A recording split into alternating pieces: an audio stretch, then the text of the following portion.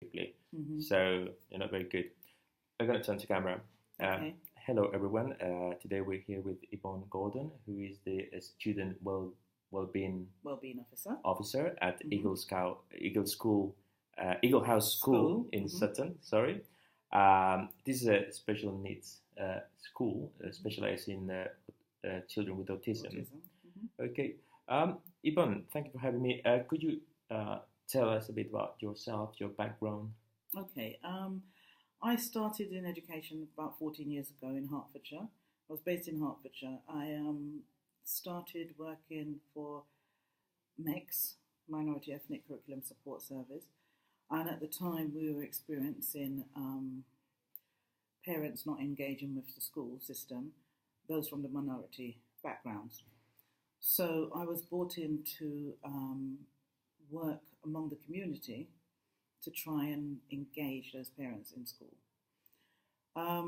That role then developed, and I was asked to work with young people who were being excluded from schools or on the verge of exclusion, and work within the schools as a mentor and engage them in outside activities or engage them in activities that would, like, for instance, outside learning. So if we had a link centre, we would be able to take them and get them to have work done on a one-to-one basis.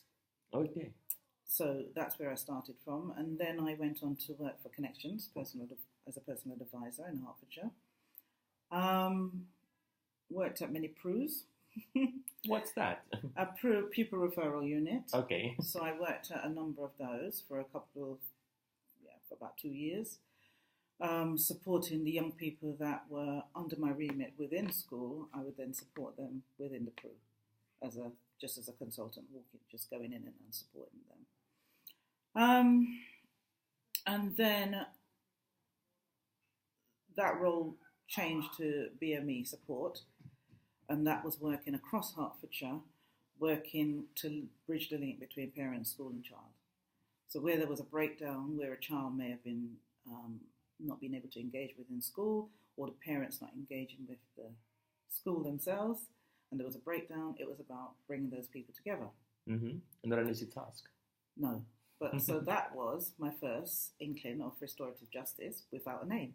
That was going to be my next question. How do you get into restorative justice? Well, you see, I realised that I had a knack of being able to engage the parent with the school and also parent with child.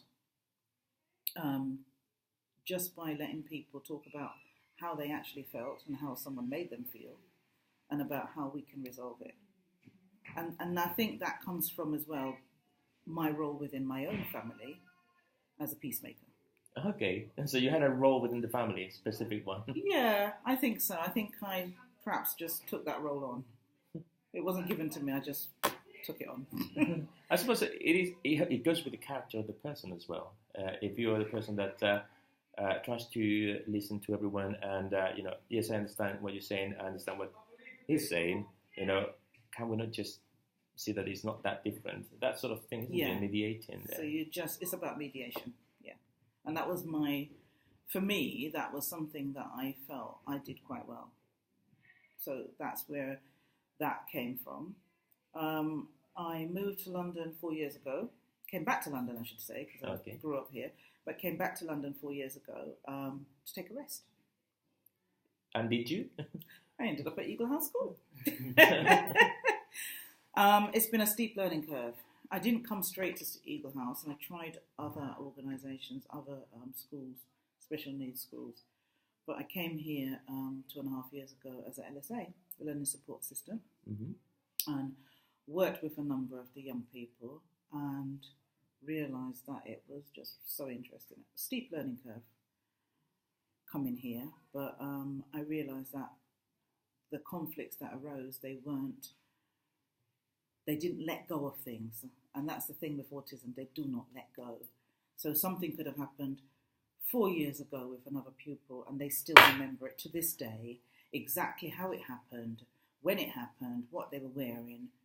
And so those are the things that we have to deal with. My sister is like that. those are the things we have to deal with on a daily basis, because sometimes something may arise and you think to yourself, oh, it's just off the cuff, but it's not. This is because something happened 3 years ago.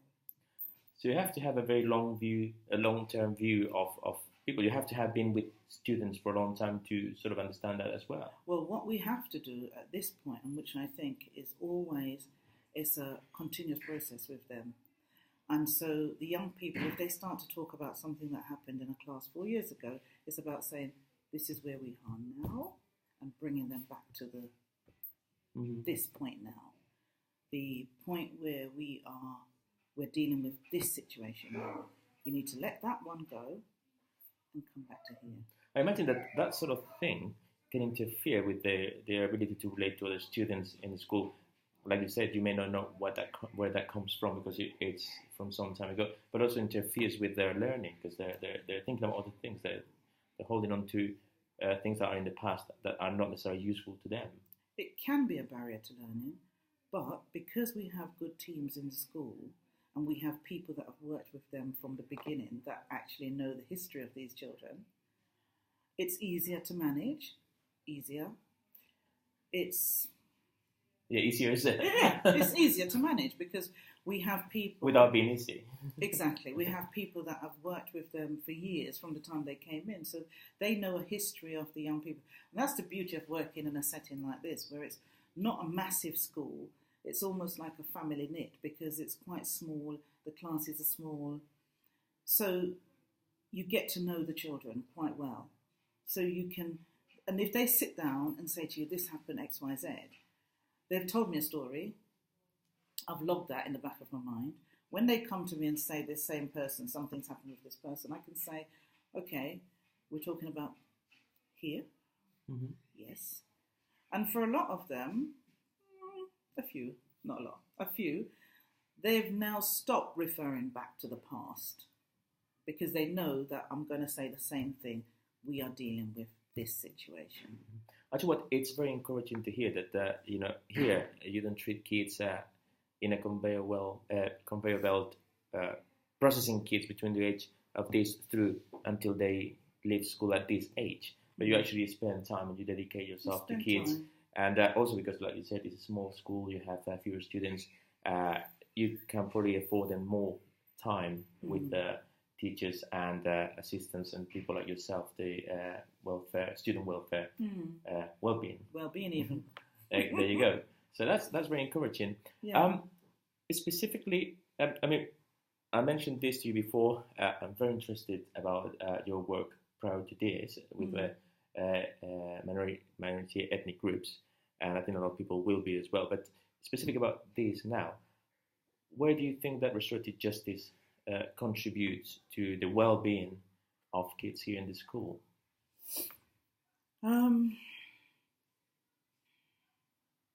Restorative justice is a complement to what we do.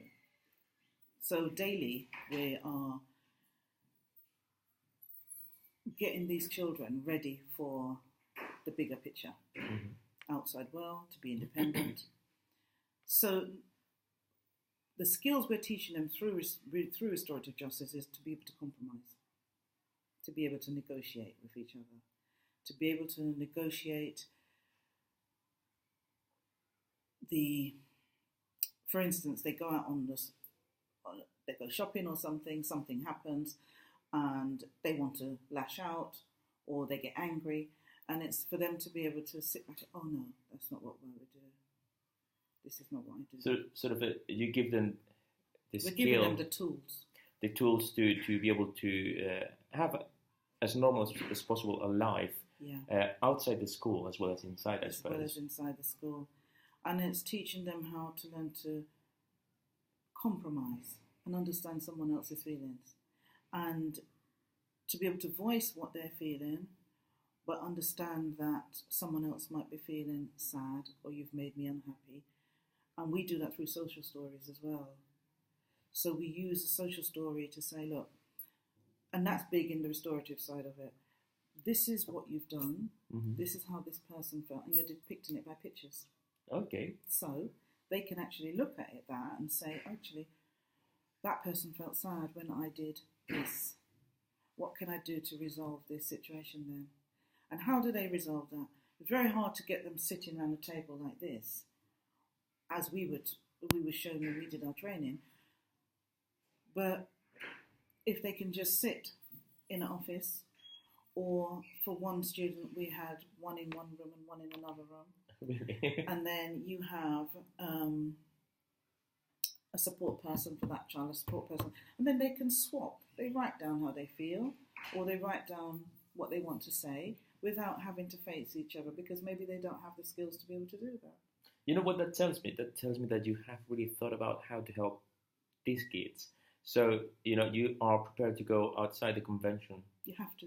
Of having two people in the same room talking to each other to their faces. If you have to do it in a more creative way, you're prepared to go that way. You have to do that. Think about how to do it. You have to do that with our children, because you could potentially cause a bigger problem by putting them together in a room. So it's better to have something resolved in a separate place. They come to an understanding, and we draw up a contract. I will try not to. You can't say I will not. I will try not to. I will try not to be in this person's space. I will walk past this person if I see them and not engage. And then they sign, the other person signs, you swap contracts. Those are the ways you have to work to be able to bring a successful conclusion. Oh, that's very interesting. Can you tell me about the reaction of parents? Do parents appreciate the positive impact of restorative methodology that you use here? Do they see their kids behaving differently even at home? Well, I can't speak for all parents. I can give you an example of one parent and child that I've been working with. Without naming names. Without naming any names. And the young man came to me and said, look, my mum's always going on at me. I don't know if my mum loves me. And he was just so frantic and so angry, and coming into school and acting out because he felt that his mum was constantly on his back.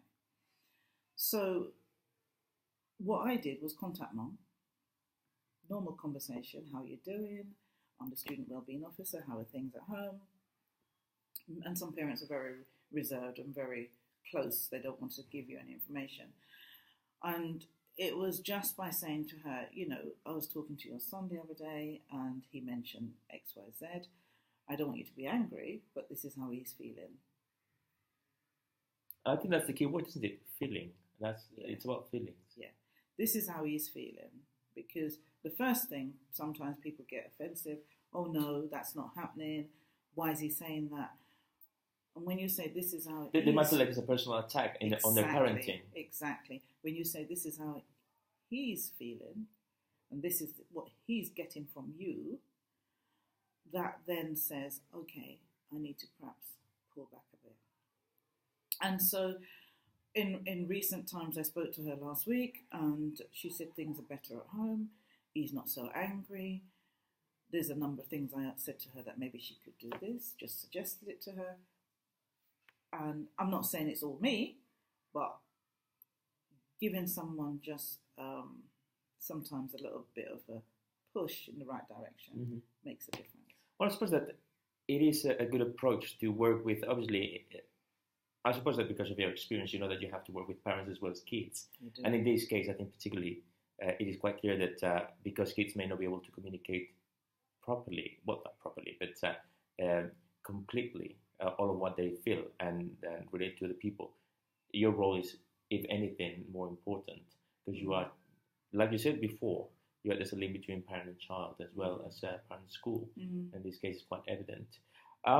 That's extremely interesting. So, if I ever needed to, I would bring my kid here. That's good. Very good. I was wanting to go back to your prior area of work, which was working with ethnic minority groups. Like I said, this is probably going to interest a lot of people because one of the problems that restorative justice has is that it's perceived sometimes as a tool for middle class people to feel good about themselves. The victim, I mean, we keep using the terminology offender and victim because that's from the criminal justice system. Yeah. I mean, I suppose in your setting you would use the one party and the other party, but in this case, you have the sort of thing like poor background offender, middle class, upper middle class background victim, and the victim goes there and is so gracious to forgive the offender, and I think that. I mean, that's a poor image of what actually restorative justice is, because it is supposed to take into account all circumstances and let people talk to each other on the same level. Yeah, and that is really important, because when I reflect back on cases that I worked on where young people were excluded from schools, they would feel the victim and they would want restorative justice. For the school to say, why have you, to be able to sit there and say to the head teacher or whoever, why have you excluded me? Why have you put a spanner in the works for my education? Why have you thrown me to the scrap heap? Why have you counted me out of the system? They would want some sort of conflict resolution, but they're not going to get that. Because they're offenders. Because the ones that are in the wrong, in a way. In one way, they're in the wrong, but they're also the victim. Because for some of my cases, the young people, it was just because a lack of communication between the parent and the school, why the child became the victim. Because if the school's not getting the support from the parent and didn't feel that they had any way to move, the child almost became the person, well, actually, your parents not interested, so then therefore you are not our problem, so to speak. Or you're too much work sometimes. You're too much work for us to get into that. Yeah. So that work was beneficial, and I would say I can count the successes I had, where one student I had, he was excluded just before his GCSEs. But I managed to get him into the Link Centre to just do English maths, just to do his English and his maths. And he managed to do that. Then to go to college, he didn't have the necessary qualifications to get to college.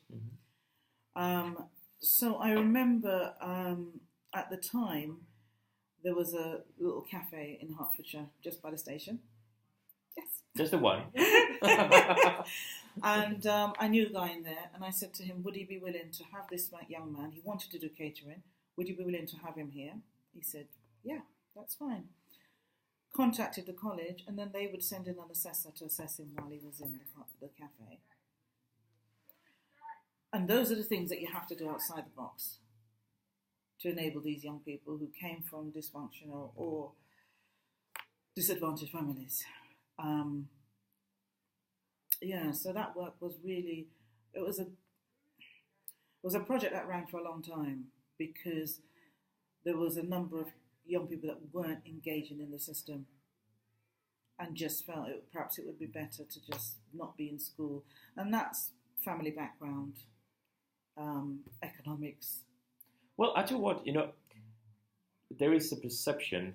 I think that from my conversations with other people in this area, some people say, a lot of people that are, parties that are in the wrong. I'm not going to use the word offenders, because in this setting wouldn't be appropriate. But people that are in the wrong, if you like, I don't know how to use it, are victims themselves of circumstances.